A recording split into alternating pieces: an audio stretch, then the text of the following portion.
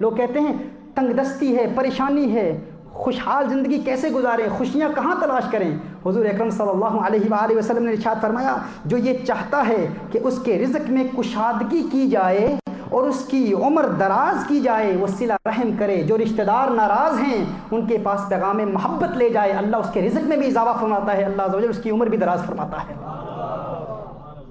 رزق میں اضافے سے مراد کیا ہے؟ رزق تو وہی ہے جو لکھا ہے، اس پر محدثین کا تفصیلی کلام، لیکن ایک فقہا نے جو بات بیان کی ہے وہ یہ ہے کہ رزق میں اضافہ یہ ہے کہ جو لکھا ہے وہ مل کر رہے گا لیکن آسانی سے مل جاتا ہے، اور اللہ اس رزق میں برکتیں عطا فرماتا ہے۔ یعنی اگر آپ کہتے ہیں پریشانیاں ہیں، غربت ہے، مفلسی ہے، تنگ دستی ہے، تو ایک کام کر لیں، جو رشتہ دار آپ سے ناراض ہیں یا جو لوگ آپ کے دشمن ہیں ان کے پاس جا کر معافی طلب کریں، صلح کر لیں۔ میرے آقا صلی اللہ علیہ وسلم نے ضمانت دی ہے کہ جو یہ عمل کر لیتا ہے اللہ عز و جل اس کے رزق میں کشادگی عطا فرماتا ہے اور اس کی عمر بھی دراز فرماتا ہے۔ عمر کی درازی کا ایک معنی کیا ہے؟ وہ یہ ہے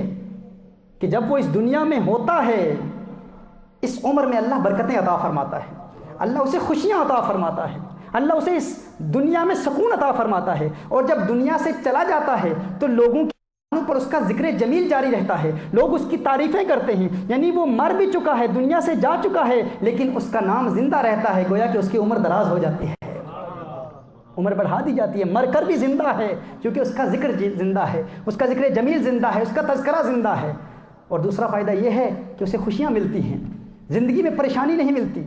سکون ملتا ہے۔ میرے آقا صلی اللہ علیہ وآلہ وسلم نے فرمایا، مثال آپ صلی اللہ علیہ وسلم کا فرمان عالی شان ہے کہ اگر فاسق، فاجر، گنہگار شخص بھی اپنے رشتہ داروں سے تعلقات اچھے بنائے رکھے تو ان گنہگاروں کو بھی اس کا فائدہ یہ ملتا ہے کہ اللہ ان کی زندگی میں بھی برکت دیتا ہے، ان کے مال میں بھی برکت دیتا ہے اور ان کی اولادوں سے بے برکتی اٹھا لیتا ہے۔